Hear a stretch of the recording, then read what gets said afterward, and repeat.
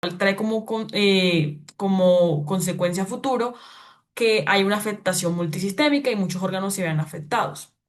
Y hay unas variantes que también es importante mencionarlas. Entonces, por ejemplo, tenemos la tiroiditis indolora, que es cuando se da sí, cuando la tiroiditis cursa sin dolor en el cuello, y hay una fase transitoria del hipotiroidismo.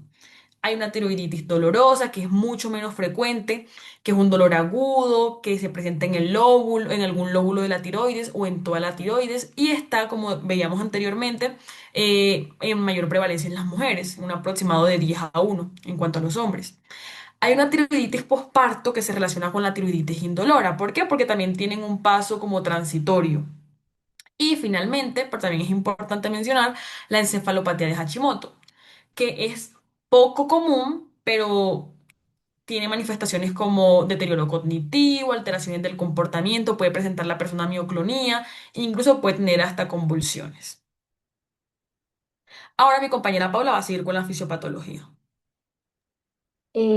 Bueno, para explicar la fisiopatología, yo hice este esquema que lo distribuye como por pasos. Entonces, el primero son factores desencadenantes, ya después hay pérdida de tolerancia inmunológica, después de la pérdida hay una respuesta inmune y de la respuesta inmune se hacen mecanismos de daño y por último se da el hipotiroidismo.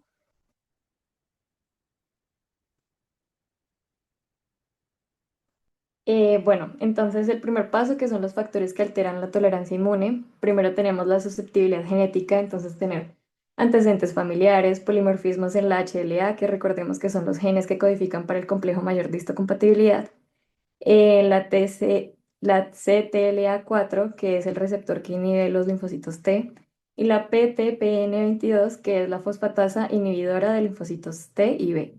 También hay factores ambientales como exceso de yodo, radiación ionizante e infecciones virales y bacterianas. El segundo paso es la pérdida de la tolerancia inmunológica, entonces hay defectos en la regulación inmune, entonces hay una disminución de linfocitos T reguladores y hay alteraciones de las vías inhibitorias, como PD1C y CTLA4. Entonces PT1C es la vía que frena la activación inmune de los linfocitos y la CTLA4 pues ya dijimos que era el receptor. Los efectos inmunológicos, ya cuando hay defectos en la regulación inmune, ya hay autoanticuerpos, hay citotoxicidad mediada por células TCD8 positivas, hay citoquinas inflamatorias y citotoxicidad dependiente de anticuerpos. Como respuesta inmune, pues tenemos la inmunidad celular y la humoral. Entonces, en la celular, los linfocitos TCD4 positivos producen citocinas inflamatorias y hay activación de células dendríticas y linfocitos T. Entonces, estos lo que hacen es que atacan a los antígenos tiroideos, anti-TPO, anti-TGE y el receptor de TSH. Entonces, recordemos que la TPO, que significa peroxidasa tiroidea, es importante debido a que es la enzima que se utiliza para hacer las hormonas tiroideas y la TG es la tiroglobulina, que es la precursora del coloide. Y en la inmunidad humoral tenemos a los linfocitos B que producen autoanticuerpos anti-TPO y anti-TG y activan el complemento y la citotoxicidad mediada por células natural killer. Como cuarto ya tenemos a los mecanismos de daño, que son defectos de la regulación inmune. Entonces, la citotoxicidad celular, los anticuerpos y la inflamación llevan a destrucción folicular, que recordemos que el folículo es la unidad funcional de la tiroides, da metaplasia oncocítica, que recordemos que es la transformación de células epiteliales anormales a células más grandes y pues que no son funcionales, y fibrosis. Entonces yo aquí puse una imagen de una macroscopía de una tiroides. Aquí está muy reducido su tamaño y podemos ver que hay lugares en donde hay infiltrados linfocíticos e inflamación.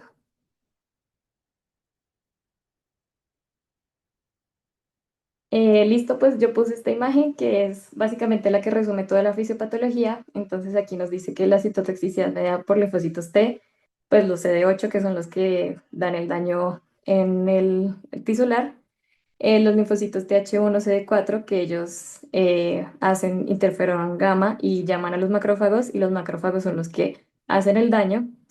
Y la célula plasmática, que es la que hace anticuerpos antitiroideos, que son reconocidos por el receptor en las células natural killer. Y esta lo que hace es que pues mata las células epiteliales.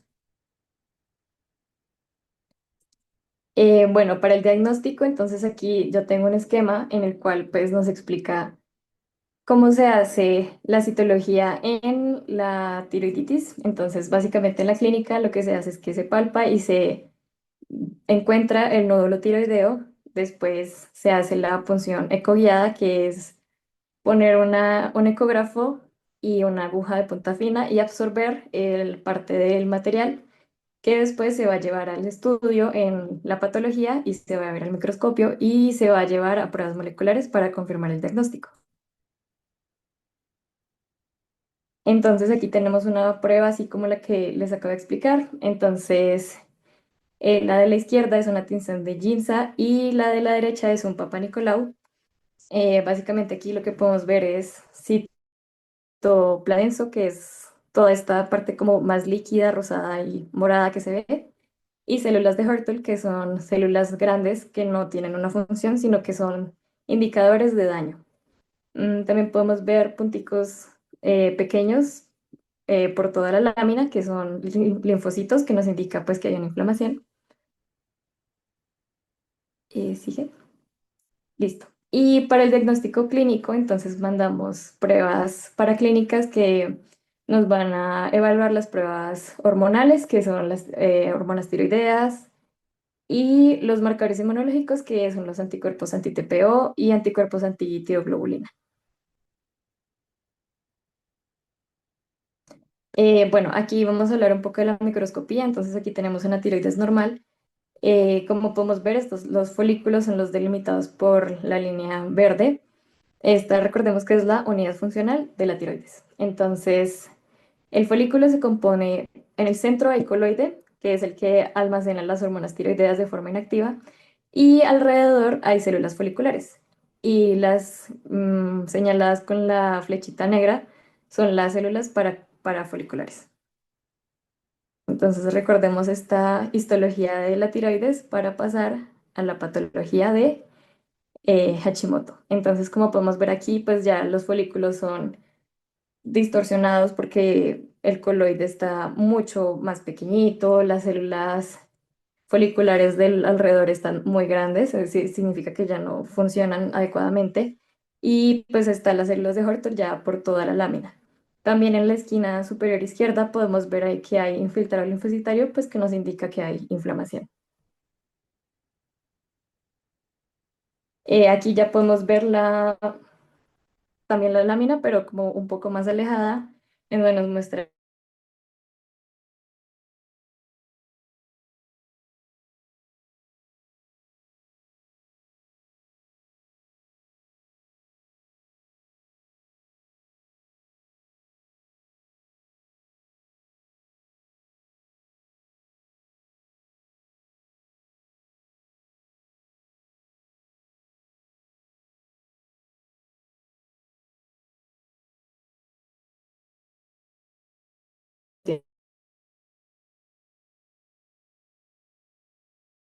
Bueno, en cuanto al tratamiento, lo más importante es que la base de Hashimoto es la levotiroxina.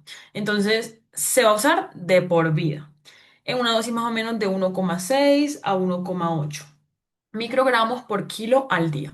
En algunos pacientes no es necesario como empezar directamente con levotiroxina, sino que el médico lo que hace es que si mira que el paciente está como en las etapas iniciales o en las etapas subclínicas, basta con que se haga una observación del perfil tiroideo del paciente mientras tanto. Con respecto a los corticoides, se han intentado usar porque podrían mejorar transitoriamente la inflamación de la tiroides, pero se ha notado que los riesgos superan los beneficios. Entonces, solamente se van a considerar en casos muy específicos, como lo es en la encefalopatía de Hashimoto que comentaba anteriormente en las manifestaciones clínicas del paciente. Es importante mencionar algunos suplementos en la dieta. Entonces, por ejemplo, el yodo, un uso excesivo del yodo puede inducir autoinmunidad tiroidea. Entonces, vamos a evitarlo al menos de que la mujer esté embarazada y pues ahí sí lo necesite. El selenio también se ha notado que tiene como una importancia en la función tiroidea. Algunos estudios dicen como, bueno, los niveles de anticuerpos anti-TPO puede que mejoren cuando se usa selenio, pero otros son contradictorios en cuanto a la función tiroidea del selenio. Entonces, solamente se va a recomendar el selenio si se considera que hay una deficiencia como tal, al igual que en la vitamina D. hay una demostrada relación con la autoinmunidad tiroidea, pero solamente lo vamos a dar si se ve que hay un déficit en el paciente. Bueno, la cirugía tiene un rol como muy puntual, muy limitado, y es cuando hay un bocio muy grande que genera compresión o cuando hay, por ejemplo, sospecha de malignidad. Y a futuro se ha mirado trasplante de tiroides, pero pues eso está más que todo en fase experimental por ahora. Y a continuación vamos a pasar con la segunda enfermedad. Bueno, la enfermedad de Graves también es... André, ¿la pasas, por favor? Gracias. También es una enfermedad autoinmune, pero esta ya no va a inducir hipotiroidismo, sino hipertiroidismo en la mayoría de los casos. Y ya es una enfermedad un poco más clínica. Entonces, más adelante, Andrea va a explicar esta parte.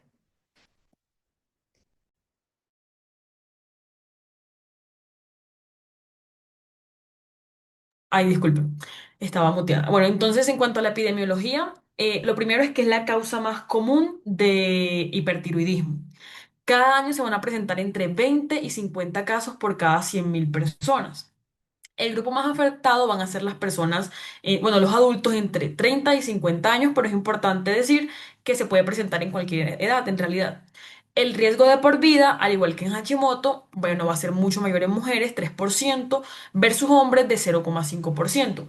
Y hay un dato que es curioso y es con respecto al yodo. Entonces, cuando el consumo de yodo en una persona es alto o bajo, no cambia, la incidencia va a ser igual. Pero si estamos hablando de una población que está predispuesta a padecer esta enfermedad y se le hace un cambio en sin el consumo de yodo, digamos una reposición rápida, la incidencia va a aumentar. Y pues nada, o sea, eso es como interesante, algo que leíamos en la literatura. Con respecto a la oftalmopatía, la incidencia también es mayor en mujeres, o sea, 16 casos por cada 100.000 mujeres y en hombres 3 casos por cada 100.000 hombres. Va a ser mayor en la raza blanca. Algo también interesante es que en centros especializados se ha notado que 50% de los pacientes que presentan oftalmopatía, de ese 50%, entre 3 y 5% pueden perder la visión, ya sea porque tienen úlceras corneales o por alguna neuropatía. Y para cerrar, hay algo que también es importante destacar y es que, bueno, el hipertiroidismo suele llegar como al mismo tiempo que la oftalmopatía, pero hay unos casos que es un 10% en el que van a desarrollar oftalmopatía con niveles tiroideos normales o incluso pueden desarrollar hipotiroidismo. Y esto se explica porque no siempre esta enfermedad se va a presentar con un hipertiroidismo evidente. O puede que estemos hablando de un paciente que apenas está presentando, o sea, que está en una fase temprana, o está en la fase subclínica, o un paciente que está en remisión. Entonces, en estos casos, puede que se presente la oftalmopatía sola, sin el hipotiroidismo. Bueno, ahora con respecto a los signos clínicos, lo primero son los signos del hipertiroidismo que están en el 50% de los casos. Entonces, aquí vamos a tener al típico paciente que tiene pérdida de peso, que tiene fatiga, que es intolerante al calor, que presenta temblor y palpitaciones, entre otras características. Esto es mucho mayor en las personas adultas. Las personas adultas también suelen presentar como mayor pérdida de peso, mayor disminución del apetito y también presentan mayores manifestaciones cardíacas, como lo vemos acá. Entonces, la fibrilación auricular se va a ver en un 10% de los pacientes mayores de 60 años, a comparación de las personas jóvenes que no van a tener tantas manifestaciones, bueno, en cuanto a la fibrilación auricular. Y bueno, generalmente el bocio va a ser difuso, o sea, va a haber un aumento uniforme de toda la glándula como tal. Va a tener una consistencia blanda, con una marcada vascularidad y pues es tan grande que incluso puede generar un soplo tiroideo audible. Otra característica que ya la hemos hablado es la oftalmopatía. Esta es la manifestación. Y hay unas manifestaciones que no son muy comunes, pero que sí son características. Entonces, por ejemplo, tenemos aquí al mixedema pretibial, que va a ocurrir entre 1 al 4% de las personas que tienen oftalmopatía muy grave. Entonces va a estar en la pierna, también pueden aparecer en otras zonas de la piel, pero cuando la persona que tiene la enfermedad tiene algún trauma, por ejemplo. Y la acropaquia Bueno, es otra manifestación que también es rara, pero es muy importante, que también es lo que conocemos como dedos en palillo de tambor. Y ahora mi compañera va a seguir con la fisiopatología. Bueno, aquí tenemos también otro esquema. Entonces, el primero siempre van a ser los factores desencadenantes. El segundo, pérdida de tolerancia inmunológica, respuesta inmune. Y aquí el hipertiroidismo es como el centro de la enfermedad. Y puede haber dos manifestaciones. Entonces, están las manifestaciones extratiroideas, que fueron las que acabo de explicar Andrea, y la retroalimentación hormonal. Bueno, entonces los factores que alteran la tolerancia inmune, vamos con la susceptibilidad genética, entonces igual que el anterior, antecedentes familiares, polimorfismos en el receptor de TSH, en el HLA, en el CTLA4 y en el CD40, que recordemos que el CD40 es el que llama a los linfocitos B, entonces si está aumentado, pues va a llamar más linfocitos. Y tenemos las alteraciones epigenéticas, que las alteraciones epigenéticas son las que pueden darse en el genoma humano a lo largo de la vida. Entonces se pueden haber hipometilaciones del receptor de TSH y las vías de señalización de los linfocitos T. También hay factores ambientales, exceso de yodo, radiación ionizante, infecciones por virus o bacterias, tabaco y estrés. Y un efecto adverso importante en los fármacos como el alemtuzumab, que es un fármaco que se utiliza para tratar la leucemia linfocítica crónica. Entonces, como segundo paso, tenemos la pérdida de la tolerancia inmunológica. Entonces, se producen anticuerpos TRAP, que los anticuerpos TRAP son IgG1 producidas por linfocitos B intratiroideos. Entonces, lo que van a hacer estos anticuerpos es que se van a unir al receptor de TSH y van a imitar la acción de la TSH. Entonces, esto activa la glándula sin control y el hipotálamo no puede como manejar los niveles normalmente. Aquí tenemos una foto de una tiroides hiperplásica, está muy aumentada de tamaño comparada con la anterior y, pues obviamente no es funcional. Sigue, André, por favor. Listo. La respuesta inmune, entonces tenemos inmunidad celular, entonces hay infiltración tiroidea de los linfocitos T y B y células dendríticas. Y hay inmunidad humoral, entonces se producen citoquinas proinflamatorias, las cuales mantienen la inflamación y alteran el comportamiento del epitelio tiroideo. Entonces, ya finalmente se llega al hipertiroidismo, que es da como efecto la aceleración del metabolismo. Se presentan los signos clínicos que ya mencionó Andrea y hay retroalimentación hormonal. Entonces, esto significa, pues como ya les comenté, los anticuerpos TRAP se unen a los receptores de TSH. Entonces, es como si todo el tiempo se estuviera produciendo TSH, pero pues realmente son los anticuerpos. Entonces, ¿qué hace el hipotálamo? El hipotálamo, al sensar que hay mucha cantidad de T3 y T4, que son pues las hormonas tiroideas, baja la TSH, pero pues de todas maneras sigue habiendo activación de la tiroides porque pues el anticuerpo sigue trabajando. Bueno, aquí está una imagen que resume lo que les acabo de decir. Entonces aquí está el anticuerpo de receptor TSH, que es el TRAP, se une al receptor de TSH en la célula epitelial de la glándula tiroides y pues esto da como resultado la excreción de T3 y T4. Para el diagnóstico, pues esta enfermedad, a diferencia de la anterior, solamente se puede diagnosticar con paraclínicos o imágenes diagnósticas. Entonces se hacen pruebas hormonales como hormona estimulante de tiroides y hormonas tiroideas T3 y T4. También se evalúan los marcadores inmunológicos como anticuerpos antitiroideos e imágenes diagnósticas como gamografía tiroidea, ecografía y ecografía de Doppler, porque recordemos que Andrea nos dijo que aumenta la vasculatura de la tiroides. Entonces la ecografía de Doppler al estar aumentada, pues ya es un signo. Y otras como la prueba de absorción de radioyodo. Bueno, la microscopía de una tiroiditis de Graves, no sé si recuerdan al inicio, pero ya esta no tiene nada de tiroides, ya es una tiroides muy hiperplásica debido al estímulo continuo de la TRAP.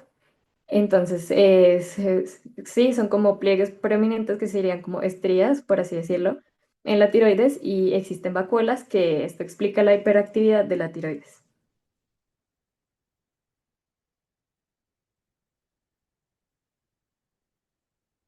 Ahora Andrea va a hablar del tratamiento. Bueno, entonces en cuanto al tratamiento, lo principal van a ser los antitiroideos y el más usado es el metimazol. ¿Por qué? Porque tiene mejor perfil de seguridad que el propiltiuracilo. Esto es un poco, de pronto nos suena contradictorio porque está aquí en cuanto al tratamiento de embarazadas. Pero lo que sucede es que el metimazol está contraindicado en el primer trimestre de embarazo por malformaciones congénitas a las que ha estado asociado. Entonces, bueno, el metimazol se usa de 12 a 18 meses. Hay un alto riesgo de recaída y eso es importante. Solamente más o menos entre el 40 y el 50% de los pacientes van a lograr una remisión duradera. Y un 20% de los pacientes pueden desarrollar hipotiroidismo autoinmune, perdón. Ahora, el radioyodo es un tratamiento ablativo, o sea, va a destruir todo el tejido tiroideo y va a producir un hipotiroidismo permanente, entonces la persona va a estar obligada a tomar levotiroxina de por vida. El radioyodo se utiliza mucho en Norteamérica, pero hay un riesgo y es que empeora la oftalmopatía, entonces las personas lo utilizan con glucocorticoides en esos casos. La cirugía va a estar indicada para bocios grandes, también para embarazos. Y bueno, lo importante acá es que eh, va a dejar al paciente también hipotiroideo, entonces también es un paciente que va a requerir levotiroxina de por vida. En cuanto a la oftalmopatía, bueno, hay un tratamiento un poco más suave, entonces se empieza con lágrimas artificiales. En casos graves, si se utilizan glucocorticoides intravenosos o en casos muy graves, una cirugía descompresiva. En cuanto a las manifestaciones cutáneas que veíamos anteriormente, por ejemplo, el mixedema pretibial, eh, el tratamiento no siempre como que es el adecuado, o sea, no responde muy bien, pero lo que se recomienda son también glucocorticoides tópicos, pero en algunos pacientes sí se ha demostrado que los tiende a ayudar. Y cuando hay acropaquía tiroidea, no hay un tratamiento específico como tal. Y en las embarazadas, los que les contaba, propiltiuracilo en el primer trimestre y luego sí metimazol. Y pues nada, lo importante es que durante todo el tratamiento haya un monitoreo de la madre y del hijo. Y eso sería todo. Muchas gracias por su atención.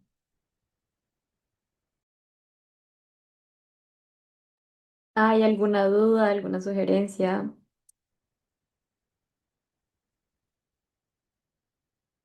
¿No? Bueno, eso sería todo. Gracias por asistir. Yo sé que de pronto un viernes